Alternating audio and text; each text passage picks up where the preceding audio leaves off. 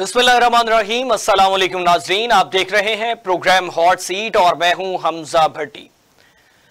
नाज़रीन, नए पार्लिमानी साल के आगाज पर स्पीकर सरदार अयाज सादिक की ज़ेरे सदारत पार्लियामेंट का मुश्तरका इजलास सदर ममलकत आसिफ अली जरदारी और वज़ीर आज़म शहबाज शरीफ की आमद पर हुकूमती अरकान की जानिब से पुरतपाक इस्तकबाल किया गया। इस इजलास में बिलावल भुट्टो जरदारी, वज़ीर आज़म शहबाज शरीफ, इसहाक डार, ख्वाजा आसिफ, वज़ीर आला पंजाब मरियम नवाज, परवेज खटक, वज़ीर आला सिंध मुराद अली शाह, वज़ीर आला बलूचिस्तान सरफराज भुगटी, गवर्नर पंजाब सरदार सलीम हैदर खान भी पार्लियामेंट हाउस पहुंचे। गैर मुल्की सफरा की बड़ी तादाद भी मेहमान गैलरी में मौजूद थी। इजलास के बाकायदा आगाज के साथ ही अपोजिशन की जानिब से शोर शराबा किया गया। सदर के खिताब के दौरान इजलास अपोजिशन के नारों से भी गूंजता रहा। सदर मुमलकत आसिफ अली जरदारी ने कहा कि हमें पाकिस्तान के बेहतर मुस्तकबिल के लिए अज़म के साथ काम करना है। पार्लियामेंट के मुश्तरका इजलास से खिताब करते हुए कहा कि हमें मुल्क में गुड गवर्नेंस और सियासी इस्तेहकाम को फरोग देना है। हमें अपने जमहूरी निजाम की मजबूती के लिए मिलकर काम करना है। मुल्क की मईशत मुस्तहकम हुई, मस्बत रास्ते पर चलने के लिए हुकूमती इक़दामात काबिल तहसीन है। पॉलिसी रेट में कमी, ज़र मुबादला ज़खायर में रिकॉर्ड इजाफा खुश आइंद है।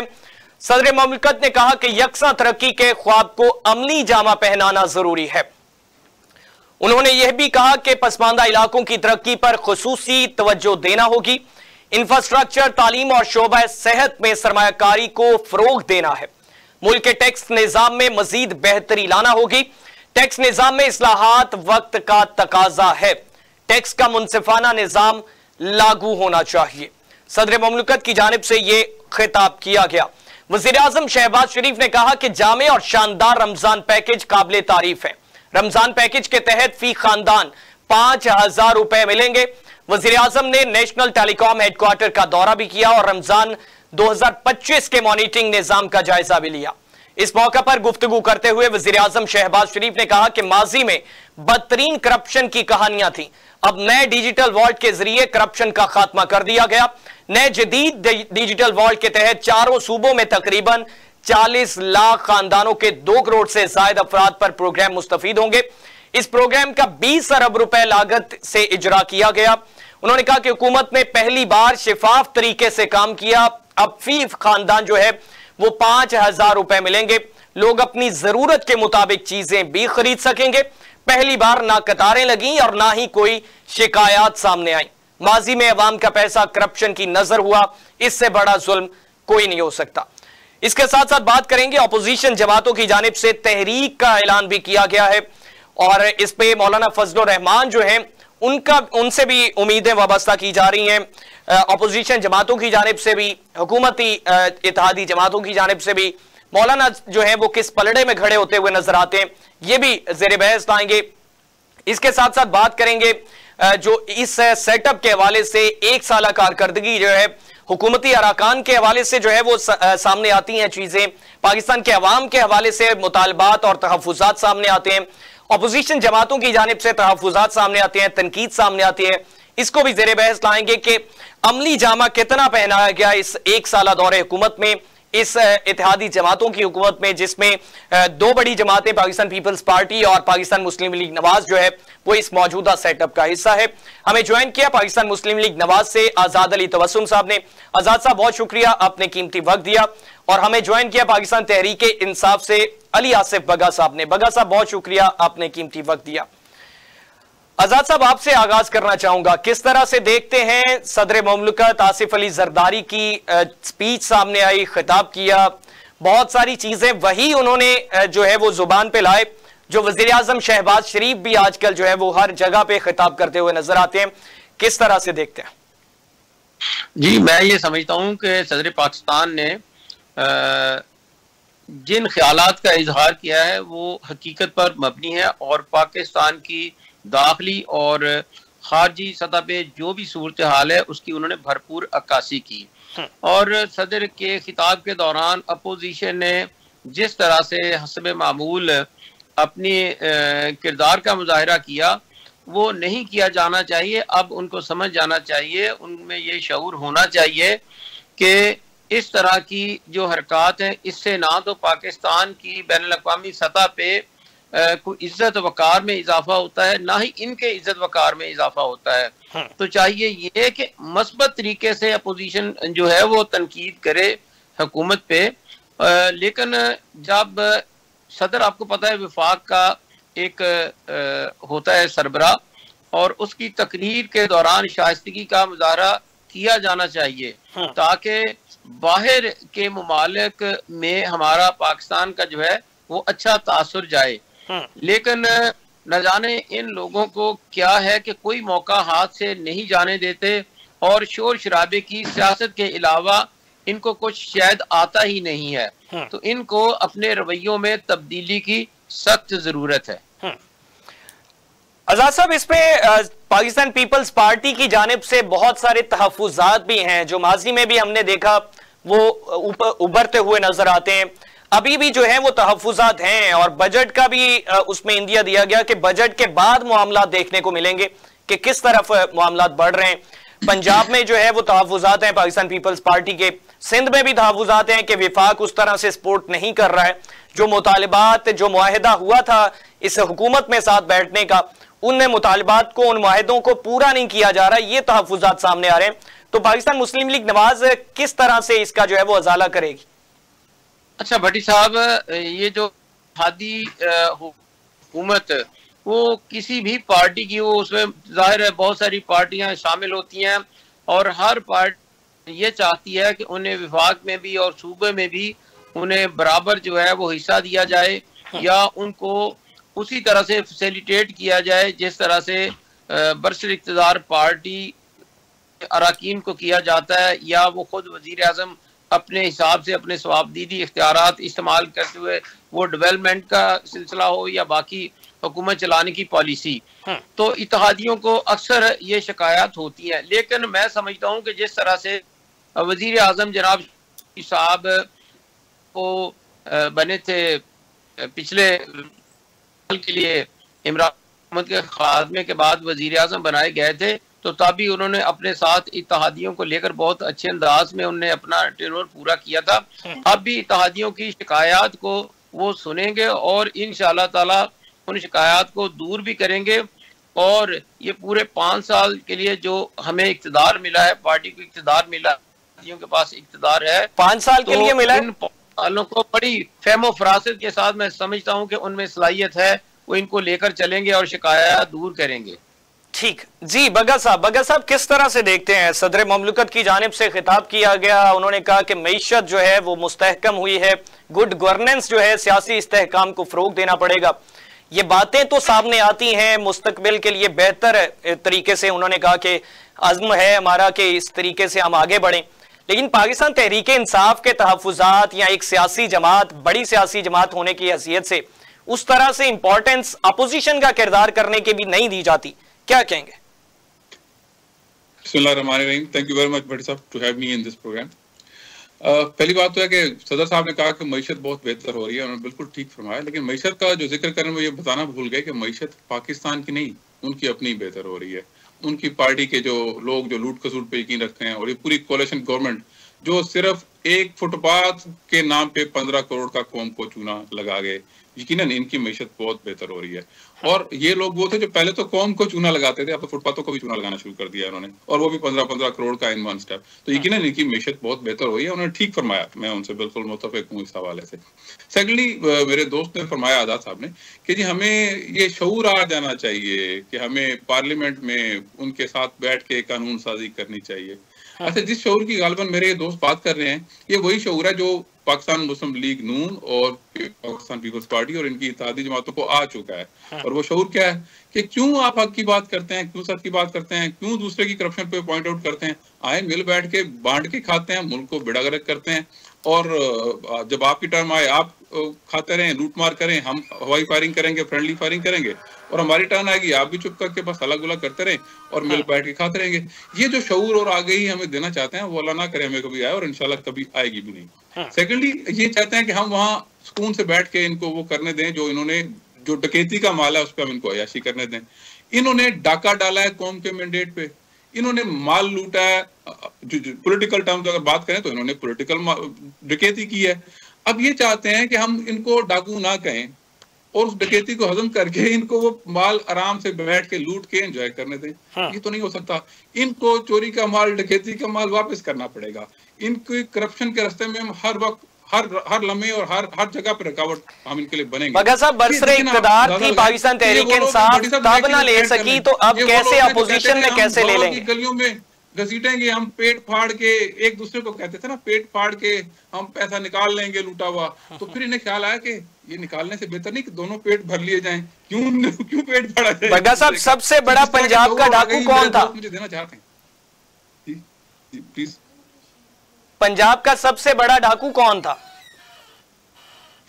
देखिए, पंजाब का सबसे बड़ा डाकू कौन था? वो इन्हीं के साथ था जब तक था जो कुछ था। लेकिन जब देखिए, हम जिम्मेदार हैं इस बात के कि जब हमारी कोलिशन में जो बंदा आया उस वक्त से लेके हमारे साथ वो जब तक रहा तो उसका किरदार क्या रहा, तो वो ठीक हो गया। जितनी बेहतरीन परफॉर्मेंस उस टेन्योर में उनकी रही है, मतलब आई रियली अप्रिशिएट। एडमिनिस्ट्रेशन उनकी अच्छी रही है, उन्होंने बड़ी बड़ी स्कीम्स दी हैं। हाँ, जब वो जैसे लोगों के साथ रहते हैं, जिनके साथ उठना बैठना होता है, उसका असर तो होता है। फिर जाहिर है माजी में वो इनके साथ थे, ऑफ कोर्स उन्होंने यही वाली काम करने थे जो कर रहे हैं और जो करते रहे हैं हमेशा। बिल्कुल मैं इससे एग्री करता हूँ। तो मौलाना साहब का असर भी खत्म हो गया, फिर खान साहब के साथ मिलके खान साहब का असर हो गया उन पे। देखिए, मौलाना बड़े एक मेच्योर मजहबी सियासतदान है, इसमें शक नहीं है। और political differences, keeping political differences aside, उनकी पॉलिटिकल फिलॉसफीज को आप एक साइड पर रख दें, इसमें तो शक नहीं है। आप उनके एक तजुर्बाकार और मजहबी सियासतदान होने में तो आपको कोई शक नहीं होना चाहिए। और जब हम in the best national interest कुछ पॉइंट्स पे इकट्ठे होते हैं, वो नेशनल इंटरेस्ट के पॉइंट्स होते हैं। ऐसा नहीं है कि हमने एक दूसरे के साथ को जम कर लिया, एक दूसरे की पार्टी को, या अपना मौक़िफ़ या अपना नजरिया चेंज कर लिया, अपनी आइडियोलॉजी चेंज कर लिया। तो इस इत्तेहाद को नेशनल इंटरेस्ट के हवाले से क्यों नहीं देखा जाता? ये जो इत्तेहाद है, इस इत्तेहाद को नेशनल इंटरेस्ट के हवाले से इसलिए नहीं देखा जाता कि इसकी बुनियाद डकैती पे है, इसकी बुनियाद बदमाशी पे और दहशतगर्दी पे है। अभी भी आप देखें कि इन्होंने पार्लियामेंटेरियंस का तकद्दुस, यानी एक ऑनर होती है, एक रिस्पेक्ट होती है, जिसको जिस तरह से पामाल करते हैं।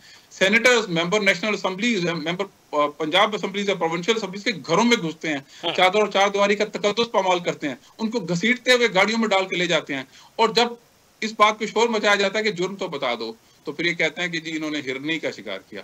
आप यकीन करें, हमने हिरनी का शिकार अभी नहीं किया, और हम तो उस हिरनी को इस काबिल समझते भी नहीं कि उसका शिकार करें। हम तो मतलब बेहतर शिकार करने वाले लोग हैं, हिरनियों का शिकार हम नहीं करते, इनको गलतफहमी है। ऑलराइट जी, आजाद साहब, आप पे फिर से वो इल्जाम। भट्टी साहब बात तो सुनिए जी। असल में बात यह है, इनके नजदीक जमहूरियत भी वो है जिसमें चोर डाकू सब इनके साथ मिले हुए हों, तो जमहूरियत भी तभी मुस्तहकम हो सकती है। ईमानदारी और ये जो रियासत मदीना है वो भी उसी सूरत में चल सकती है। पूरे पाकिस्तान के जो डाकू हैं, चोर हैं, लुटेरे हैं, वो इनके साथ आ मिले पीटीआई में तो वो जनाब धुले हुए हो जाते हैं। उन पे करप्शन का जितने दाग धब्बे होते हैं बिल्कुल क्लीन हो जाते हैं।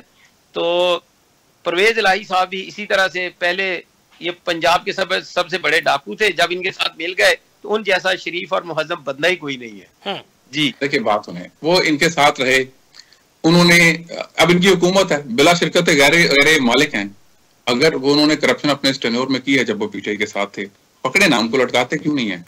इन्होंने 2 साल से हमारे देश को दहशतगर्दी के केस बना के जेल में रखा हुआ है। इन्होंने एजाज चौधरी साहब को, मियां महमूद रशीद साहब को, डॉक्टर यास्मीन राशिद को 2 साल से ये उन पर दहशतगर्दी साबित करने की कोशिश कर रहे हैं। और दहशतगर्दी भी ऐसी कमाल है कि एक ही वक्त में वो मियां वाली के उस हमले में भी शामिल हैं और फैसलाबाद में भी मौजूद है, लाहौर में भी मौजूद है। यानी बेशर्मी का ये आलम है कि इनको शर्म भी नहीं आती कि यार इसको हम डिफेंड कैसे करेंगे, फेस कैसे करेंगे।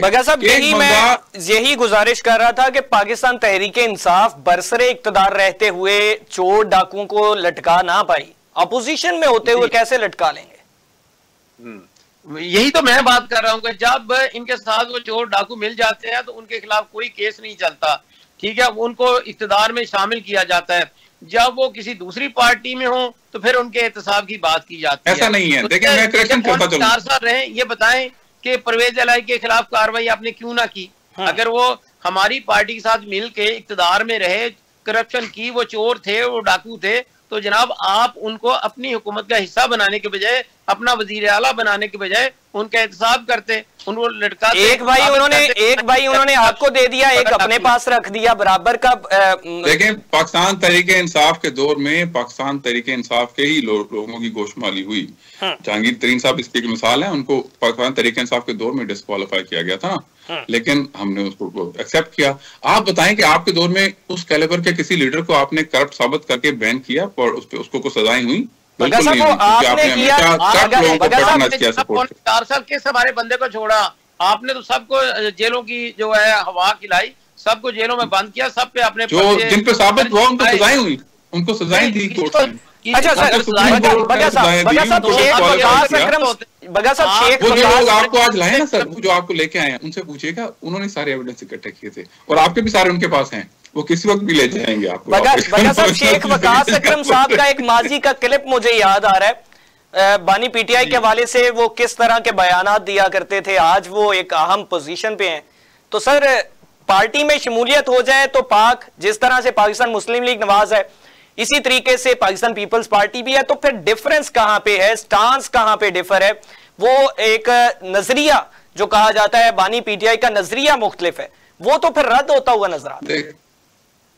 देखिए, अच्छा पहले मैं वो नाम नहीं सुन पाया जो आपने बताया कि हमारे पास की पोजीशन पे, क्या नाम? शेख वकास अकरम साहब।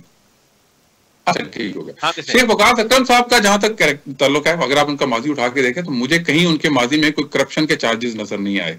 हाँ, वो पाकिस्तान मुस्लिम लीग का हिस्सा रहे, इसमें कोई शक नहीं है, लेकिन वहां भी वो, अगर आपके इल्म में कोई ऐसे चार्जेस हैं जो उनके ऊपर रहे करप्शन के, नहीं, मैं कभी नहीं सुना। आपसे जानना चाह रहा हूं कि वो हकायक पे मबनी बातें करते थे, कोई करप्शन में इन्वॉल्व नहीं थे, वो अच्छी सियासत करते थे, हकायक की बातें करते थे, इसीलिए पीटीआई में आ गए, क्योंकि उनकी और कोई जगह बनती नहीं। तो वो फिर बानी पीटीआई के हवाले से कोई गुफ्तगू किया करते थे, फिर वो भी दुरुस्त साबित होती है। आई डोंट नो कि वो क्या गुफ्तगू क्या करते थे, मैंने ऐसी कभी सुनी नहीं, कभी बैठेंगे तो बताइएगा, मैं जरूर उसको कंफर्म करूंगा। लेकिन तो सुना दीजिए ताकि हमारे अली बग्गा भाई को पता चले। सर, वो भी इसी तरह के नवाजा करते थे जो इस वक्त पाकिस्तान मुस्लिम लीग नवाज के कोई चार्जेस मैंने कभी सुने नहीं।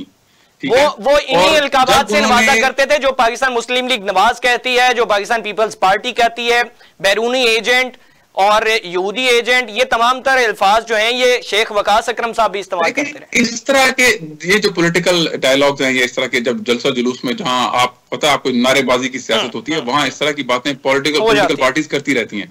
अगर आप इन बातों में जाएंगे फिर तो ये पॉलिटिकल पार्टीज कभी बैठ ही ना सकें, तो बंदूकें उठा के आमने सामने आ जाएं, ऐसा नहीं हुआ करता। मैं बात कर रहा हूँ शेख वकास अकरम साहब के पॉलिटिकल कैरेक्टर की, कि उसमें उनके पूरे टेन्योर में मैंने कभी उनके बारे में कोई ऐसा करप्शन का चार्ज नहीं सुना। He is been a neat and clean politician through and through. हाँ ठीक है, आइडियोलॉजीज की बात, पार्टीज की बात चेंज करने की बात, मौके नहीं मिले उस तरह से। सॉरी, मैं क्या मौके नहीं मिले उस तरह से, इस वजह से?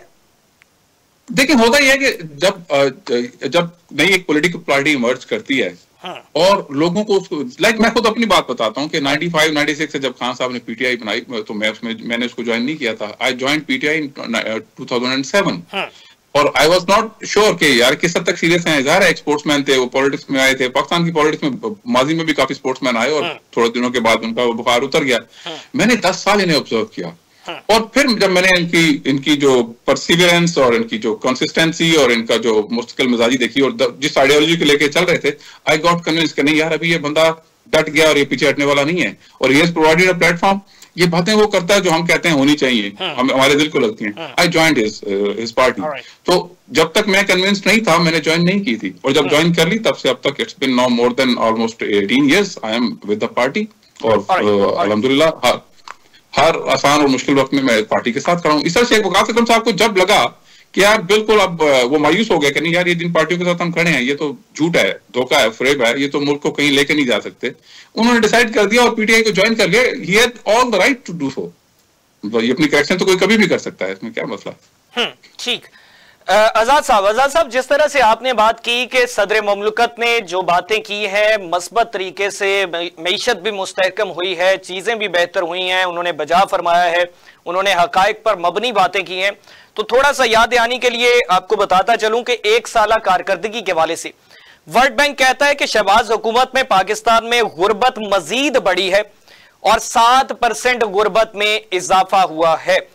इसमें 1,30,00,000 लोग जो हैं वो मजीद गरीब होते हुए नजर आए। नंबर 2, ट्रांसपेरेंसी इंटरनेशनल की रिपोर्ट सामने आती है जिसमें करप्शन में 2 दर्जे इजाफा होता है इस 1 साला दौरे हुकूमत में। यह भी क्रेडिट इस मौजूदा सेटअप को जाएगा।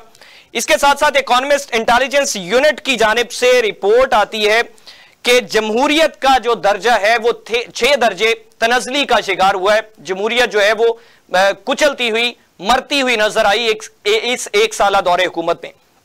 इसके साथ साथ एक पॉइंट और रेज करूंगा कि फ्रीडम हाउस की जानिब से कहा जाता है कि बुनियादी हुकूक, इंसानी हुकूक जो इसमें पामाली हुई है वो 3 दर्जे तनज़ली का शिकार हुआ है इस 1 साला दौरे हुकूमत में। तो कौन से जो मस्बत इक़दामात हैं इंटरनेशनल रिपोर्ट्स के अकॉर्डिंग, फैक्ट्स के अकॉर्डिंग, वो जरा उस पर क्या कहेंगे, क्या नुक्ता नजर होगा, किस तरह से इसकी वजाहत दी जा सकती है? 2 मरतबा ये इकट्ठी हुकूमत कर चुकी है पाकिस्तान पीपल्स पार्टी और पाकिस्तान मुस्लिम लीग नवाज, और 3 बारियां ये अलग अलग से ले चुके हैं। सर जी, भट्टी साहब, गुजारिश ये है कि 4.25 साल जो साबिका हुकूमत थी, जब वो आखिरी सांसों पे थी तो उसी वक्त से वो शुरू हो गए थे कि मुल्क डिफॉल्ट की तरफ जा रहा है। उन्होंने मुल्क की चूल्हे हिला के रख दी थी, मुल्क की मईशत का बेड़ा गर्क कर दिया था। अब उसके आफ्टर शॉक जो है वो चंद महीनों में या 1 साल में तो खत्म होने वाले नहीं है। आपकी बातें दुरुस्त हैं, लेकिन ये सारे का सारा जो गुर्बत की आप बात कर रहे हैं, जिस तरह से अब हम महंगाई पे काबू पा रहे हैं, तो इसी तरह से जब मुल्क डिफॉल्ट की तरफ जा रहा था हम उसको इस्तेहकाम की तरफ लेकर आए हैं। मुल्क के रिजर्व जो है, ज़खायर जो है हमारे, वो बेहतर हुए हैं। इसी तरह से इंशाअल्लाह ताला ये गुर्बत की जो बात आप कर रहे हैं, इंशाअल्लाह इस पे भी काबू पाएंगे, मुल्क तरक्की की तरफ भी जाएगा। महंगाई रोज बरोज जो है वो कम हो रही है और हमारे ज़खायर में इजाफा हो रहा है। तो इंशाअल्लाह ताला ये जो इंटरनेशनल ट्रांसपेरेंसी या बाकी इदारे बात कर रहे हैं वो उन हालात की वजह से है जो 4.25 साल में मुल्क जिनका शिकार रहा है। तो अब हमारी हुकूमत जो है सर फिर ये स्टेटमेंट तो नहीं बनती, सर फिर ये स्टेटमेंट अगर इजाजत दे सरमायाकार जो है वो मुल्क में आ रहे हैं, तो इंशाअल्लाह ताला जब सरमायाकारी होगी तो मुल्क बेहतरी की तरफ जाएगा, लोगों को रोजगार मिलेगा और गुर्बत इंशाअल्लाह ताला खत्म होगी। आजाद साहब, फिर ये स्टेटमेंट तो जो है ये एग्जिस्ट नहीं करती कि मईशत मुस्तहकम हुई है, मुल्क की हालात बेहतर हुए हैं। फिर ये एक स्टेटमेंट बनती है कि अभी हम नहीं उस तरह से स्टेबल कर पाए चीजें, चूंकि माजी की हुकूमत के इकदाम जो वो दुरुस्त नहीं थे। फिर ये स्टेटमेंट बनती। जी बिल्कुल ऐसे ही है, माजी की हुकूमत के जो इकदाम थे। आजाद साहब से राब्ता मुनक़ता हुआ है। जी बगर साहब, हेलो। जी आजाद साहब कंप्लीट कर लीजिए। वो साहब का जो पीटीआई की हुकूमत थी, जब उसने मुल्क को तबाही के धाने पे ला खड़ा किया, तो अभी तक हम उसी को दुरुस्त कर रहे हैं। यही बात दुरुस्त है। ठीक, जी बगा साहब। जी, मैं ये अर्ज करना चाहता हूँ, मेरे भाई को ये बताना चाहता हूँ, ये अगर कंपेयर करेंगे ना जो मौशी एशारी हैं उस माने के जब पीटीआई गवर्नमेंट में थी और आज की इकोनॉमी की सूरत हाल है, इनको पता लग जाएगा कंपैरिजन क्या है। अब ये हर रोज डंडोरा पीटते हैं कि इनके जमाने में, इनके दौर में मईशत बेहतरी की तरफ आई। और लोगों के जो क्वालिटी ऑफ लाइफ है वो बेहतर हुई। मैं आपको कंपैरिजन बता देता हूँ कि इनके दौर में जब पीटीआई ने 2022 में जब टॉपल किया गया पीटीआई की गवर्नमेंट को, तो आटा 1181 रुपए का थैला था 20 किलो का। फिर इनका पीडीएम का टेनोर था उसमें 1885 पे चला गया और आज 1793 पे 52% रेज के साथ आटा, जो कि बेसिक एक नीड है हर गरीब आदमी की। चावल 104 से बढ़ते हुए 203 पे चले गए। चीनी 87 रुपए से बढ़ती हुई 138 पे चली गई। जो बीफ है, जो बड़ा गोश्त सब कहते हैं, वो 602 से बढ़ के 1027 रुपए पे चला गया। आप देखें कोई भी आप प्रोडक्ट जो एक आम आदमी के इस्तेमाल किया है उसमें 52% से लेके 187% तक का इजाफा हुआ है महंगाई का। इनके 2 सालों में 2022 को और 2025 को कंपेयर कर रहे हैं। ये बात कर रहे हैं कि जी इन्होंने वो ये मनोज हालात। अली आसिफ साहब, आपके दौरे हुकूमत में रोटी जो है वो तकरीबन 25 रुपए की थी, अब 13 रुपए में। सर मैं तो आपको आज के रेट बता रहा हूँ, आपको रेट्स पढ़ के बता रहा हूँ, मैं ऑन द रिकॉर्ड बता रहा हूँ, इसकी रिकॉर्डिंग मौजूद है। जो नंबर्स मैं दे रहा हूँ आप इसको वेरीफाई कर लीजिएगा। मैं दे रहा हूँ, ये ऑन द रिकॉर्ड। मैं गतम जो थी आपके दौर में 4000 रुपए मन थी, 26 रुपए मैं जो अर्ज कर रहा हूँ मैं ऑन द रिकॉर्ड आपको प्राइसेस बता रहा हूँ। ये मोदी साहब भी माशाल्लाह बड़े कोनामक जर्नलिस्ट हैं और आप भी सीरियल आदमी हैं। मैं आपको गंदम का क्या रेट हमारे दौरे हुकूमत में आया सर? मैं आपको बता रहा हूँ 2022 में जब पीटीआई ने की गवर्नमेंट को टॉपल किया गया तो 20 किलो का आटे का थैला 1181 रुपए का था। वेरीफाई कर लीजिएगा। आज 1793 रुपए का 2025 में, आप इसको वेरीफाई कर लीजिए। ये 52% हाई गया है। ठीक है, आप रोटी किसको कितने की दे रहे हैं मुझे नहीं पता, गरीब आदमी को बेनिफिट नहीं मिल रहा आपकी। हाँ, आप जिस तरह का आपने लोगों हमारे लोकल किसान का जैसे आपने बेड़ा गर्क किया, इतनी जबरदस्त उनकी गंदम की पैदावार थी। आपने $1 अरब की सब स्टैंडर्ड गंदम बाहर से मंगवा ली यूक्रेन से, और आपने उसमें करोड़ों डॉलर का तो सर इंटरम सेटअप और आपने लोकल किसान का बेड़ा गर्क कर दिया। अब पोजीशन ये है कि वो बेचारा गंदम काश्त करने को तैयार नहीं है। अब आपके जो ब्यूरोक्रेट्स हैं, जो आपके एडमिनिस्ट्रेशन के लोग हैं, वो उनकी मिन्नतें करते हैं, उनको ब्लैकमेल कर रहे हैं, प्रेशराइज कर रहे हैं कि गंदम उगाओ। वो क्यों उगाएं? आपने किसान का बुरकस निकाल दिया, आपने गरीब आदमी की कमर तोड़ दी। ये जो नंबर मैं बता रहा हूं कि 20 किलो का आटे का थैला, आप इसको वेरीफाई कर लीजिए। चावल जब पीडीआई की गवर्नमेंट को टॉपल किया गया 104 रुपए किलो था, और अभी 203 रुपए किलो है। चीनी 87 रुपए किलो थी, अभी 138 रुपए किलो है। चीनी भाई हमारे दौर में 52 रुपए किलो थी, जो आपने 150 रुपए किलो में मैं आपको ये मैं भट्टी साहब को इसमें हम इनको बना लेते हैं मुंसिफ, और ये नंबर टैली कर लें, हम फिर एक प्रोग्राम कर लेंगे। आप अगर मुझे गलत साबित कर सके मैं मान लूंगा, ऐसी बात नहीं है। मेरे पास वो नंबर्स मौजूद है जो मैं कर रहा हूँ। आप जो बात कर रहे हैं ये वो है जो आप जब पाकिस्तान तहरीक इंसाफ ने अपनी नंबर देते हैं। मैं जो नंबर बता रहा हूँ वो ऑन ग्राउंड लोग जो बेचारे सफर कर रहे हैं, जो परचेज कर रहे हैं, जो जब पाकिस्तान तहरीक इंसाफ बरसरे इक्तदार में आई, उस वक्त आटे का रेट क्या था? आटे का थैले का रेट क्या था? साहब ये तो अब आजाद साहब के जिम्मे को निकाल के मैं बताता हूँ। जब हमारी हुकूमत गई है तो उस वक्त आटा 35 रुपए किलो था। ठीक है, जब इनकी हुकूमत गई उस वक्त आटा 80 रुपए किलो था। सर उस वक्त जो तनख्वाहदार तबका था उसकी तनख्वाह कितनी थी? जाहिर है वो तो उस हर साल तनख्वाह में भी, महंगाई में भी कमी बेशी होती रहती है। तो बग्गा साहब जो बात कर रहे हैं, फिर इनका जवाब यही बनता है कि तनख्वाह में भी इजाफा हुआ है। बिल्कुल, हर साल इजाफा होता है। कितना इजाफा हुआ है आजाद साहब? 10% से लेके 20% तक।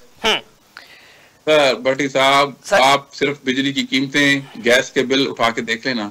एक गरीब आदमी जो मिनिमम वेज कमा रहा है, वो 35-37 या 40 हजार जो भी आप कर लें, वो सिर्फ बिजली और गैस का बिल दे लेगा तो उसके पास खाने को कुछ नहीं बचेगा। सर महंगाई की शरह में तो कमी आई। देखिए बात सुने, महंगाई की शरह में तो कमी आई। क्या तनख्वाहें महंगाई के प्रोपोर्शन से बढ़ी?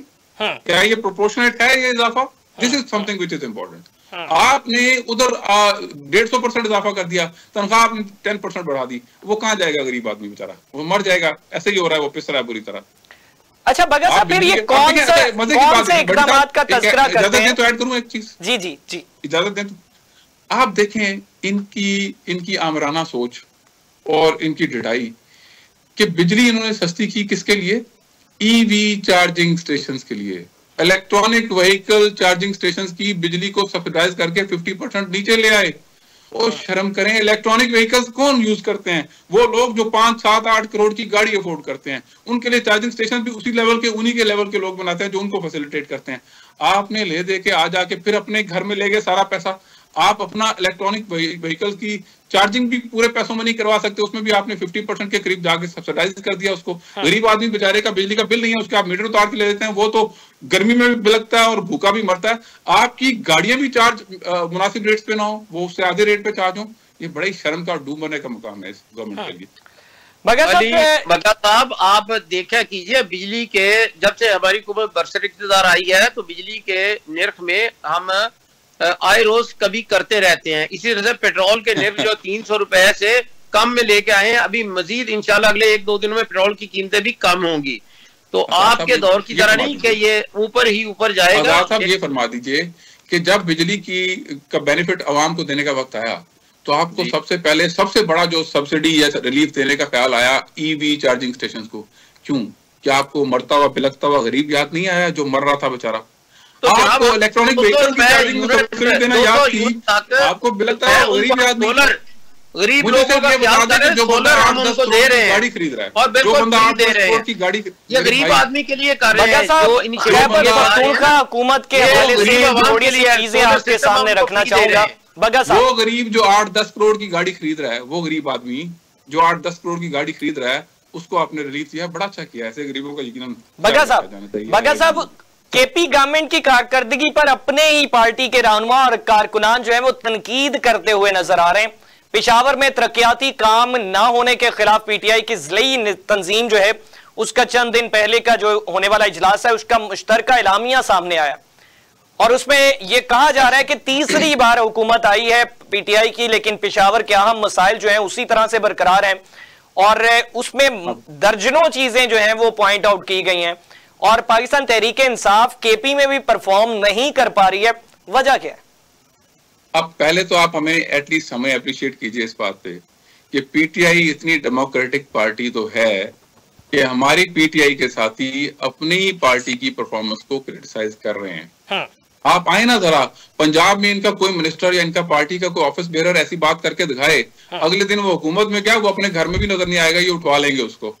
ठीक है, और आप ये देखें कि ये एक डेमोक्रेटिक पार्टी होने का एक बड़ा वाज़ेह सबूत है कि अपनी पार्टी के अंदर अपनी पार्टी पे क्रिटिसिज्म। क्या बात है, करप्शन को डिफेंड कर रहे हैं, ये नहीं कह रहे हैं।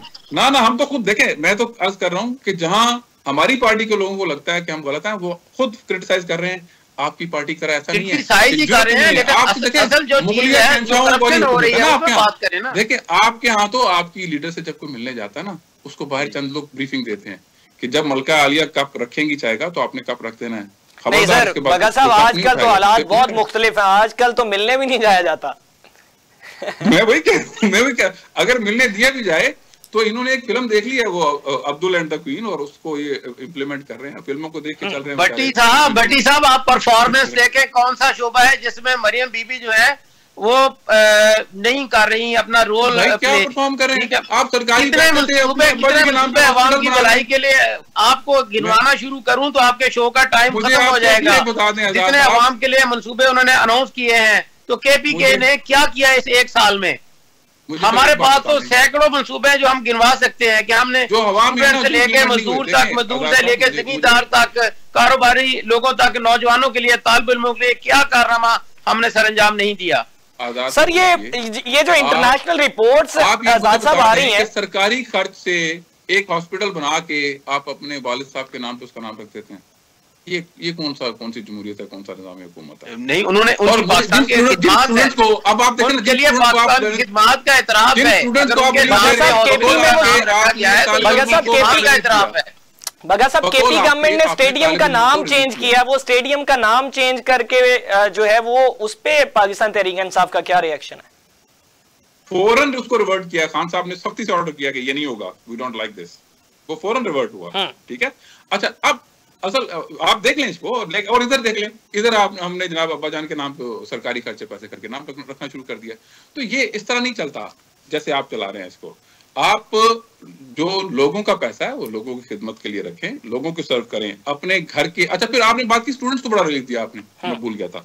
अच्छा उन स्टूडेंट्स को रिलीफ दिया, स्टूडेंट्स को तो बड़ा खुश होना चाहिए। आपकी जब चीफ मिनिस्टर किसी यूनिवर्सिटी में जाती हैं तो आपको तो इवेंट मैनेजमेंट कंपनीज हायर करना पड़ती हैं जो किराए के भाड़े के वहाँ स्टूडेंट लाके बैठाती हैं ताकि वो प्राइम मिनिस्टर चीफ मिनिस्टर के हक में को बात कर सकें। वो तो पब्लिकली जाके फेस भी नहीं कर सकती। किसी भी यूनिवर्सिटी में आप देखिए हमने तो प्रूफ दिए, हमने आपके जो एडिटिंग की एविडेंस दे दी है, हमने बताया वो एक वहाँ जाके जब सबकी माँ आती है उन इवेंट में शामिल रहा हूं, जब सबकी वालिदा आती है, कभी निकाब पहन के आ जाती हैं, कभी बुर्का पहन के आ जाती हैं और वो प्लांटेड किस्म की बातें करती हैं। आपकी में जरूरत है तो आए ना पब्लिक में आके जेन्युइन गैदरिंग्स को एड्रेस करें। तो यूनिवर्सिटीज के जेन्युइन स्टूडेंट्स को आने देना। आप करते क्या है, जिस यूनिवर्सिटी में जाना हो वहाँ के स्टूडेंट को छुट्टी देके वहाँ किराए के लोग लाके बैठा लेते हैं और आप उनसे अपनी कसीदे। अच्छा बगा साहब ये जो इंटरनेशनल रिपोर्ट्स आ रही हैं, वर्ल्ड बैंक की रिपोर्ट है, ट्रांसपेरेंसी इंटरनेशनल की रिपोर्ट है, इकोनॉमिस्ट इंटेलिजेंस की रिपोर्ट है, फ्रीडम हाउस की रिपोर्ट है, तो ये जो कहा जा रहा है मौजूदा हुकूमत की जानिब से, पाकिस्तान मुस्लिम लीग नवाज से आजाद साहब भी बैठे हैं, कि हमने बहुत सारी चीजें बेहतर की हैं, हमने रिलीफ दिए हैं, पैकेजेस दिए हैं, इनिशिएटिव लिए हैं, मरियम साहबा ने, विफाक में भी इसी तरीके से, तो फिर ये रिपोर्ट्स क्यों सामने आती हैं? इन रिपोर्ट्स में गुर्बत तो मजीद बढ़ती हुई नजर आ रही है। मैं अर्ज कर दूं, ये रिपोर्ट्स बिल्कुल ठीक हैं। ये जो बात कर रहे हैं, जो रिलीफ देने की ये बात कर रहे हैं ना, इन्होंने ये सारे रिलीफ दिए हैं, लेकिन अपने उस मखसूस दायरे में अपने लोगों को करप्शन के नाम पे रिलीफ दिए हैं। जब मैंने जैसा कि बताया कि जब मईशत की बहाली की बात करते हैं तो अपनी मईशत की बहाली की बात करते हैं, अपने घर की मईशत की बहाली की बात करते हैं। ये मुझे बताइए ट्रैक्टर जो है 15 लाख रुपए का रिलीफ दिया गया, ठीक है, वो मरियम बीबी ने या हम जैसे लोगों ने ट्रैक्टर नहीं जमीनों में चलाने, वो आम किसान को दिए गए हैं। रियासत साहब, मुकम्मल कर लूं, आजाद साहब आपकी तरफ आता हूं, बगा साहब का पॉइंट ले लूं फिर आपकी तरफ आता हूं। जी बगा साहब। जी देखें, इस गवर्नमेंट की पूरी तवज्जो डकैती का माल हजम करने पे और मजीद डकैतियां करने पे। अब इनके लॉ एंड ऑर्डर के हालात देख ले, किसी की जानो माल महफूज नहीं है, लोगों को अगवा किया जाता है, तमाम लिया जाता है, पुलिस मुकाबले हो गए, जाली दहशतगर्दी के जरिए लोगों को मारा जा रहा है। अच्छा, मैं इनसे इनकी जो जितनी security law and order, sir हौसला करें, हौसला करें, बच्चों मारा जाता है, थोड़ा सा सर, थोड़ा सा और सब्र करें, हौसला कर लें, मुझे मुकम्मल कर लेने दें। देखें, आपकी जो जितनी लॉ एंड ऑर्डर की जो एजेंसीज इनकी हैं, पुलिस है या दीगर इदारे हैं, इनका पूरा फोकस इस बात पे है कि पीटीआई के वर्कर को कैसे टेरिफाई किया जाए, उसको उसके साथ कितनी दहशतगर्दी कर ली जाए, उसको दबा दिया जाए, उसको मार दिया जाए, उस पर गोली चला दी जाए। डाकू पे गोली चलाते हुए इनके हाथ कांपते हैं, टांगे कांपती हैं, लेकिन जब पीटीआई के मासूम वर्कर्स का मामला आता है तो बड़े दलेर बन जाते हैं और उनके घरों में घुसते हैं, चार दीवारी का तकद्दुस पामाल करते हैं। वो जो आपको कहते हैं ना, जमहूरियत इतने इशारे नीचे आई, भट्टी साहब आपने भी फरमाया, वो बिल्कुल दुरुस्त फरमाते हैं, क्योंकि जहां इस तरह की जो आमरीयत और दहशतगर्दी और फिस्तायत चल रही हो, वहां जमहूरियत कैसे पनप सकती है? वहां तो जमहूरी इशारे बहरहाल नीचे आएंगे। तो इनके पास इस चीज का कोई जवाब नहीं है। इनकी पूरी तो जो सिर्फ डाके का माल हजम करने और नए डाके मारने पे है। सर, केपी में इलेक्शन किसने करवाया? रुपए का चूना लगा दिया इन्होंने बगा साहब, फुटपाथ के नाम। बगा साहब, केपी में इलेक्शन किसने करवाए हैं? बटी साहब सॉरी, मैं नहीं समझ सर, केपी में इलेक्शन किसी और मखलूक ने करवाए हैं, किसी और रियासत ने करवाए हैं, किसी और मैनेजमेंट ने करवाए हैं? आप इसमें एक और सवाल ऐड कर लीजिए कि पंजाब में भी तो पीटीआई के लोग जीते हैं, फिर वो कैसे जीत गए, ये कहना चाहेंगे ना आप? ठीक है सर, अच्छा, हुआ ये है, फॉर्म 47 का तस्करा पंजाब और विफाक में किया जाता है, केपी में क्यों नहीं है? सर देखें, केपी के डायनामिक्स बिल्कुल डिफरेंट है। वहां की जो जियोलॉजिकल सिचुएशन है, जियोपॉलिटिकल सिचुएशन है, बिल्कुल डिफरेंट है। वहां के लोगों की ट्रेडिशंस और इन्हें पता था कि अगर एक हाथ से हम आगे जाएंगे तो चीजें हाथ से निकल जाएंगी और मामला सिविल वॉर की तरफ चला जाएगा। पंजाब में इनके लिए मैनिपुलेट करना निस्बतन आसान होता है। डर की वजह से केपी दे दिया सकते हैं ना कि बगा साहब आप कैसे जीते? सॉरी सर, डर की वजह से केपी दे दिया। मौलाना साहब भी खामोश हो गए। अंडरस्टूड है, केपी में अगर ये उस हद तक जाते तो चीजें इनके हाथ से निकल जानी थी। जैसे आप देखें बलोचिस्तान में जो आपके सामने है जो सिचुएशन है, जहां तक चली गई है, केपी में भी बात इनके हाथ से निकल जानी थी। इनको खौफ था कि हम संभाल नहीं सकेंगे, ठीक है, और ये इसलिए ऐसा किया इन्होंने, ये इनके बस में नहीं था। और दूसरी बात, पंजाब में भी जो हम लोग जीत गए ना, मैं आपको इंटरेस्टिंग एक बड़ा इंपॉर्टेंट पॉइंट बताता हूँ बेटा, मैं पंजाब में जो सीट हम जीत गए ना, इन्होंने अपने तई इलेक्शन से पहले हमें पीटीआई को इतना क्रश कर दिया था, इतना हैंडीकैप कर दिया था, क्रिपल कर दिया था कि इनको ये यकीन ही नहीं था कि इलेक्शन वाले दिन ये वोट लेने में कामयाब हो सकेंगे। इनके ख्याल था कि हम दौड़ में नहीं होंगे। वो तो जब अवाम उठ खड़ी हुई, अवाम ने अपने राइट टू वोट को डिफेंड किया और उसका पहरा दिया, शाम को जब गिनती शुरू हुई तो इनको और इनके लाने वालों को समझ आई, ओहो ये तो काम खराब हो गया। फिर उन्होंने भगदड़ मच गई और फिर उन्होंने भाग के रिटर्निंग अफसर्स को बेचारों को चपेड़े मारी गई, ठुड्डे मारे गए, उठाया गया और बदमाशी के जरिए जल्दबाजी में जितने रिजल्ट अपनी मर्जी के लेना चाहते थे, जब इनकी मतलूबा तादाद पूरी हो गई तो उसके बाद ये पीछे हट गए, उससे आगे नहीं गए। तो ये इन्होंने लूट मचाई है। और ये आप वो जो उन इंटरनेशनल रिपोर्ट्स की बात कर रहे हैं, वो इन्हीं सारे वाकयात का। सर, शेर अफजल मरवत साहब कहते हैं कि फॉर्म 47 वाले लोग पीटीआई में भी मौजूद हैं। हो सकता है, फिर ये शेर अफजल मरवत साहब का राय हो सकता है, उनका ख्याल हो सकता है।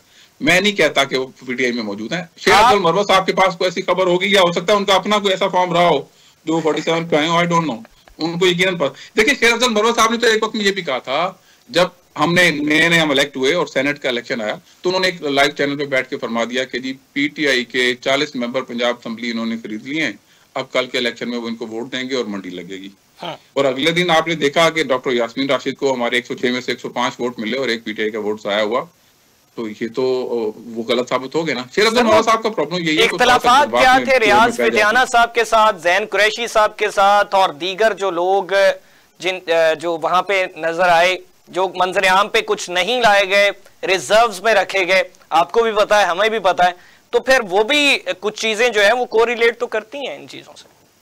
देखें, शेर अब्दुल मौला साहब का एक प्रॉब्लम ये कि बात करते हैं, अगर उनको पता है तो नाम क्यों नहीं लेते, जरूरत करे ना। जैसे पंजाब असेंबली के बारे में उन्होंने, देखें 106 में से 40 लोग बिक गए, ये बहुत बड़ा, मतलब मेरा फ्यूज उड़ गया कि यार मैं उस ईवान में बैठा हूं, हम अभी उठ के आ रहे हैं, पार्लिमानी पार्टी से असेंबली का इजलास था, 106 लोग बैठे, 40 लोगों को जब परचेज किया जाता है तो सब कुछ बदल जाता है, फीलिंग्स आती है, वाइब्रेशंस आती है, थोड़ी सी बात नहीं है, more than 1/3 of the party है जो चली गई है आपकी। तो वो हमने जब उनसे कहा कि आप नाम लाएं, वो कोई भी नाम नहीं वोट कर सके, और अगले दिन जब सेनेट का इलेक्शन था तो हमारे वोट पूरे थे। तो अब मैं इसको इससे ज्यादा क्या कमेंट करूं कि वो बादशाह बंदे हैं, वो जो उनके दिल में आए कह देते हैं, कह सकते हैं, ओके वो उनका मसला है, वो आप उनसे पूछ सकते हैं, मैं कमेंट इससे ज्यादा नहीं करूंगा। ऑलराइट जी आजाद साहब, आप क्या कहना चाहेंगे? बग्गा साहब कहते हैं कि ये तमाम तर चीजें जो है ये पंजाब की वजह से ही हैं और पंजाब ही जो है वो सारा कुछ करता है। देखिए, बात हो रही थी करप्शन के हवाले से, ये कर रहे थे और कह रहे थे कि डाके मार रहे हैं और रकमें जनाब वो हजम करने की बातें हो रही हैं। गुजारिश ये है कि किसान को सस्ता 15 लाख रुपए सस्ता ट्रैक्टर देना, क्या ये करप्शन है? जिम्मेदार को ट्यूबवेलों के लिए सोलर एनर्जी मुहैया करना, क्या ये करप्शन है? तालिब इल्मों को लैपटॉप देना करप्शन है? क्या तालिब इल्मों को स्कॉलरशिप पे बैरून मुल्क भेजना करप्शन है? क्या गरीब आदमी को रिहाइश के लिए मकान तामीर करने के लिए उसके अपने घर अपना छत उसको फराहम करने के लिए रकम दी जा रही है, क्या ये करप्शन है? और इसी तरह से अगर मुख्तलिफ जो मंसूबे पंजाब में इस वक्त जारी हैं सेहत के हवाले से या तालीम के हवाले से, क्या वो सब में करप्शन है? नहीं। हम अवाम की भलाई के लिए मजदूर से लेके किसान और तालिब इल्म से लेके हर नौजवान जो कारोबार करना चाहता है, हम उनको कर्जे दे रहे हैं और बिला सूद कर्जे दिए जा रहे हैं। ये पंजाब की खुशहाली के लिए किया जा रहा है, ना कि करप्शन के लिए। इसी तरह से पंजाब जो है पाकिस्तान का खूबसूरत तरीन सूबा बनने जा रहा है। आप साफ सुथरा पंजाब के नाम पे देख ले, हर गांव शहर के बराबर लाया जा रहा है। तो मैं केपीके में पिछले दिनों गया, पिशावर में जो दारुल हुकूमत है, आप यकीन करें गलियां जो है कचरे से अटी हुई है। तो हमें तो वहां पे कोई गवर्नमेंट नाम की चीज नजर नहीं आती। तो अगर करप्शन की भी बात कर ली जाए तो पंजाब से गंदम मंगवा के जनाब स्मगल की जाती है अफगानिस्तान को और उसमें अरबों रुपए कमाए जाते हैं। ये है इनकी गुड गवर्नेंस। और इसी तरह से सर वो क्यों हो जाती है, वो कैसे हो जाती है? ये भी देख लें कि आए रोज विफाक में गवर्नमेंट आपकी है, दाखिली हदूद खारजी हदूद आपके अंडर कंट्रोल है, इंटीरियर मिनिस्टर आपके हैं, तो ये कैसे सारी चीजें हो जाती हैं फिर? नहीं, आप बात नहीं समझे। जो ये गंदम पंजाब से केपी के लिए खरीदते हैं यहाँ से, तो उस गंदम को केपी के अवाम को फराहम करने की बजाय ये कहीं बाहर भेज देते हैं।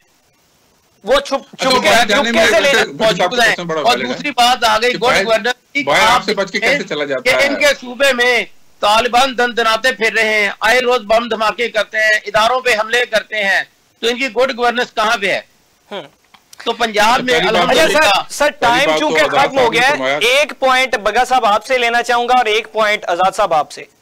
जिस तरह से पाकिस्तान के अवाम के मुस्तकबिल के हवाले से बात कर रहे हैं पार्लिमान में, इसी तरीके से ये नेगोशिएशन के साथ इस मुल्क के अवाम की खातिर, इस रियासत की खातिर हकायक पर मबनी सिर्फ डायलॉग्स और पॉलिटिकल स्टेटमेंट्स के हवाले से नहीं, क्या ये अपोजिशन और मौजूदा सेटअप जो है ये मिल बैठ के दुरुस्त सम की तरफ ले जा सकता है इस रियासत को, पाकिस्तान के अवाम को, जो महंगाई की चक्की में पिस रहे हैं, जो अशिया खुरनोश खरीदने से भी कासिर नजर आते हैं? जी बग्गा साहब, आपसे पहले जाऊंगा। देखें, इस पर हम बैठने के लिए तो हम हमेशा तैयार हैं, डायलॉग के लिए हम तैयार हैं, लेकिन हम कहते हैं उसके कोई SOPs होने चाहिए। हमें पता लगे वो सिर्फ कुफ्तन नशिस्तन बर्खास्तन वाला मामला ना हो, कोई ठोस बात हो जैसे इन्होंने पिछले दिनों डायलॉग की बात की, इन्होंने एक कमेटी बना दी, हम हालांकि मैंने आपके प्रोग्राम में भी एक बार किया था कि हम जानते हैं कि इनके इख्तियार में कुछ नहीं है, ये सिर्फ वो आनिया जानिया दिखाना चाहते हैं। लेकिन चूंकि बहुत सारे दोस्तों का ख्याल था कि नहीं आप बैठते ही नहीं, आपको बैठना चाहिए, बैठ के देखो तो सही वो क्या करते हैं, हम बैठ गए। अब आपने जो जितनी नशिस्तें हुई आपने उसका आउटकम देख लिया कि वो अंदर बैठ के कुछ और बात करते थे, बाहर निकल के वो ठट्ठा। लेकिन कंडीशंस की बेस पे भी तो मुज़ाकरात नहीं हो सकते। देखें बात यह है कि कोई ना कोई पैरामीटर्स तो आपको डिफाइन करने पड़ते हैं ना, कि आप क्या मॉडस ऑपरेंडी क्या होगा, आप किस एसओपी के तहत इसको लेके चलेंगे, कुछ ना कुछ तो आपने डिफाइन करना होता है ना। अनकंडीशनल भी तो मुज़ाकरात हो, अनकंडीशनल मीन्स क्या, हम ये नहीं कहते ये शराइत हैं, आपको अपनी विल शो करना होती है कि आप जब बैठना चाहते हैं तो आप रिजॉल्व करना चाहते हैं चीजों को, आप जो पॉलिटिकल टेम्परेचर जो हीट जहां गई हुई है उसको आप डाइल्यूट करना चाहते हैं। जब तक मुल्क में पॉलिटिकल स्टेबिलिटी नहीं आती, आपकी कोई भी ना इकोनॉमिक रिफॉर्म ना लोगों के इंटरेस्ट को कोई भी रिफॉर्म कारगर साबित नहीं होगी। आपको पहले इस बात को तस्लीम करना है कि आप जो बदमाशी कर चुके, कर चुके, जो कर रहे हैं, आप वहां कम से कम उसको रियलाइज करके वापस आए, बैठें, पॉलिटिकल जो हीट है, जो टेम्परेचर है उसको नॉर्मलाइज करें और वो माहौल पैदा करें जिसमें बैठ के वो बात उस तरह से हो सके जैसे आप फरमा रहे हैं। हम तो खुद इस पे कायल हैं। आज ही पंजाब असेंबली में जिस तरह से इन्होंने बिल पास किए बगैर किसी को बोलने का मौका दिए, इन्होंने सिर्फ अददी बर्तरी के बल पे बिल्डोज किया अपोजिशन के मैंडेट को, उनकी राय सुनने से इनकार कर दिया और अपने बिल पास कराते चले गए। ये जमहूरी रवायात तो नहीं है। हम तो वहां एक पॉजिटिव इनपुट लेके गए थे आज भी कि जब इन बिल्स पे बात होगी तो हम अपनी राय देंगे कि यार ये चीजें गलत हैं और उसकी रीजन देंगे जो उनको समझ में आएगी और ये उसको अमेंड कर लेंगे। हमने अमेंडमेंट्स इन राइटिंग भी प्रेजेंट की, लेकिन जब उसके अप्रूवल का वक्त आया तो with no discussion at all उन्होंने वो अप्रूव करते चले गए, सिर्फ अददी बर्तरी के बल पे। तो जहां ये अप्रोच होगी वहां आप क्या बैठेंगे और क्या डायलॉग्स हो सकते हैं। जी आजाद साहब, मौजूदा सेटअप के नेगोशिएशन कर सकता है अवाम के मफाद की खातिर, मुल्क के मफाद की खातिर, रियासत के मफाद की खातिर, मईशत जो है उसको मुस्तहकम करने के लिए, या फिर सही मानों में रियासत बचाने के लिए, क्या कहता जी भट्टी साहब? बात यह है कि ये पेशकश है कि जिसमें मुल्क हमारा जो है इस्तेहकाम की तरफ जाए, मतलब मुआशी तौर पे भी इस्तेहकाम उसमें आए और सियासी तौर पे भी। तो जब पीटीआई की हुकूमत थी तो शाबाशी साहब ने उस वक्त भी ऑफर की थी, जरदारी साहब ने भी ऑफर की थी कि आइए मिल बैठे इस मुल्क की खातिर, मुल्क के मुआशी इस्तेहकाम की खातिर। लेकिन उस वक्त भी इमरान खान का कहना था कि मैं चोरों डाकुओं के साथ नहीं बैठता, मतलब बाकी सारी दुनिया चोर और डाकू है, ये ओनली अपने आप को समझता है कि ये जनाब रियासत मदीना का जो झूठा दावेदार है ना, ये समझता है कि यही ईमानदार है और इसके अलावा बाकी सारे करप्ट हैं। और अब भी इनका एक निकाती ही एजेंडा है, वही मुतालबा है कि इमरान खान को किसी तरह से बाहर लाया जाए, मतलब शरायत रख के। और वो शरायत में भी सिर्फ एक ही शर्त है कि इमरान खान के 190 मिलियन डॉलर जो है उन पे बात ना हो, उनकी सजा जो है वो उनको माफ कर दी जाए और उनको रिहा कर दिया जाए, तो फिर इस मुल्क में इससे काम आ सकता है। ऐसा नहीं होता। शामिल दीगर करैक्टर्स इस वक्त कहां पे हैं? 190 मिलियन पाउंड केस में दीगर करैक्टर्स कहां पे हैं? सिर्फ बानी पीटीआई कसूरवार है? ऐसे जैसे जो लोग इसमें मुलव्वस पाए जाएंगे, जिनका जो करैक्टर, आपकी जरूरत नहीं है आप उनका नाम ले लें, आपकी जरूरत नहीं है आप उनका नाम ले लें, आपकी जुबान कांपेगी, आपकी कांपे टांगेगी सर, आपकी जरूरत नहीं है आप उनका नाम ले सकें। आप ले ना उनका नाम जो दीगर कैरेक्टर्स हैं, आप सिर्फ सिंगल आउट कर रहे हैं एक बंदे को क्योंकि आप उसको पॉलिटिकली पनिश करना चाहते हैं कि उसने पाकिस्तान को दूसरी तरफ ले जाने की कोशिश की। अब्दुल कादिर यूनिवर्सिटी जो बनाई है, यूनिवर्सिटी के नाम पे 190 मिलियन पाउंड जो है वो हड़प किए हैं। तो मलिक साहब भी एग्जिस्ट करते हैं, आजाद साहब, कोई मलिक साहब भी एग्जिस्ट करते हैं। जी सॉरी, आवाज सही तरह से नहीं है। कोई मलिक साहब भी इसमें एग्जिस्ट करते हैं, उनके साहबजादे मलिक साहब, कोई जज साहब, चीफ जस्टिस साहब, तैयारियां की जा रही है ना। भट्टी साहब आपने पिछले दिनों कहता था, तो अब तो नाम लें, उन्होंने भी नाम लेना शुरू कर दिया है। इसमें बहुत सारे नाम तो लीजिए जरा, आजाद साहब नाम लीजिए ना। वो मलिक साहब कौन है? मैं तो जानता नहीं मीडिया वाले, लेकिन अब वो भी उनका नाम लेना शुरू हो गया है। तो आहिस्ता आहिस्ता, बड़ी साहब को भी याद नहीं है, मुझे भी ठीक से याद नहीं, जरा नाम तो लीजिए। वो मलिक साहब कौन थे? जरा नाम तो लीजिए, मैं याद नहीं आ मैं ले देता हूँ। जी आजाद साहब ले दें, नाम ले दें जी। मलिक रियाज, मैंने तो कह तो दिया है मलिक रियाज साहब। तो क्यों उन्हें नहीं ला रहे? साहब क्यों? देखिए आपसे ज्यादा ताकतवर है तो कानूनी इमरान खान से ज्यादा पॉपुलर है अली बगा ऐसा तो नहीं जो आपको लाने वाले हैं वो आपको अलाउ नहीं करते कि आप इतनी जुर्रत करें, क्योंकि वो पेज पे वर्का फाड़ देंगे, वो जिस पेज पे आप है वो फट जाएगा। ठीक है, तो बहुत सारी चीज होती हैं जो पूरी करनी पड़ती हैं, तो वो साहब वो एक पेज जिस पे आप हैं आजकल वो फट तो नहीं जाएगा अगर आप उनको लाने की वो ज्यादातर आप ही उस एक पेज पे थे तो बड़ी आप तो देखे ना, हम एक पेज वो सफा फटने का इम्कान तो नहीं है कहीं सर, अगर आप उनको लाने की कोशिश करेंगे।